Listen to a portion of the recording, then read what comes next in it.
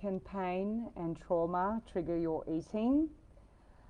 Wow, I'm here to talk to you about a touchy subject, and I touched on it a little bit yesterday. And some of you that are following my journey would know what I'm talking about. So I triggered an old back injury about 3 weeks ago, and I'm struggling. I'm struggling with some pain in my back at the moment. So I had a severe injury many years ago and re-injured it again after that. So I've injured my back twice quite severely in my life, and one of them was also linked to quite a traumatic event. So, you know, what I wanted to talk about is that when you experience pain again during a traumatic event, the survival part of your brain takes over, and it just completely knocks out all critical thinking. It just knocks it offline, because your pain has a memory and it triggers the same almost habits and behaviors that were linked to this particular part of your life and this particular part of your trauma. And for me, it very much rings true that, you know, I turned to food during these times in my life, feeling very sad and sorry for myself. You know, I couldn't move, and so I would just sit on the couch and eat. Makes me a little bit emotional talking about it. And so those triggers for me are very, very real, because when you are in pain and you're in discomfort, it's bad enough to try to feel better during your day. And then when you have these factors that come in over the top that are stronger than you, whether they're linked to physical trauma, mental trauma, emotional trauma, how do you cope with that? You know, pain has this trigger and memory of your past cycles. And, you know, there's even research now, which I've been looking into, that, you know, systematic inflammation can directly be linked to trauma that impacts parts of your brain. And, you know, I do believe that sometimes when you are experiencing pain, some of that pain can be memory pain rather than physical pain. And link that with emotional eating and how you use food to make yourself feel better. And in comes the other part that I want to talk about and link into that, is that your gut microbiome is also linked to what's going on in your brain. We always talk about your brain in your gut brain, and more and more we are learning that gut health is so important. And I've been learning a lot this week about the gut microbiome and doing a lot of study. And I'm going to come in and do a little video about that. But today, you know, based on this, you know, trauma research that I'm doing, you know, because I'm trying to educate myself, you know, with how to cope what's going on in my body, the two are actually connected. You know, the links in my stomach and the messages it's sending your brain.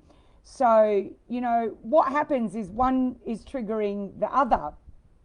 And when you have a lot of good bacteria in your gut, what happens is you're able to control these cravings. So, you know, we call them, you know, your good bacteria, your bad bacteria, and your passenger bacteria. And they travel up and down the vagus nerve and send messages to your brain.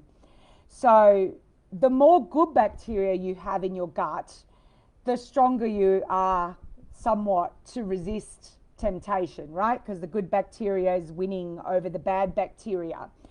But let's say that, you know, you binge eat and you go and you have something to eat. Give me some love, say hi. Oh, my beautiful friend Wendy, all the way from Melbourne. I miss you so much. What happens when you eat poorly is your bad bacteria will rise in your gut, and it's going to start to take over a little bit of that good bacteria. And the more bad bacteria you have in your gut, the higher that level rises, and the higher the signal and the stronger the signal is telling to your brain, go and eat that sugar. And I did another live on that last week, sugar fuel versus fat fuel. So my body at the moment is having that little bit of a fight, and I'm on 80-20. So, you know, I am very, very strict during the week, and on the weekend I allow myself, you know, to eat a little bit off program, and I'm able to maintain my weight. But what happened today is I am really struggling, and I was struggling yesterday, but yesterday I was strong enough, and I went outside and I did some gardening and I distracted myself. But today I've woken up and I'm really in some pain. And I just had my afternoon coffee, and my arch nemesis, the biscuit, crept in. Wendy knows about the biscuit. Send me some love. Do you know about the biscuit? So that biscuit crept in this afternoon. And that's because those feelings up here are linked to the feelings in my gut. And pain brings emotion, emotion brings pain, pain triggers memory, memory triggers past trauma.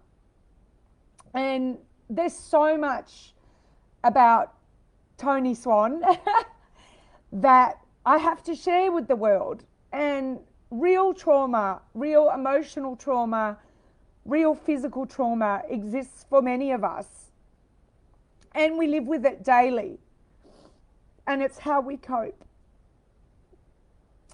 So I'm human, and I'm letting you know that today I had a little moment of weakness, but the good thing is I'm strong, and it'll end at that biscuit. Just one. I had one.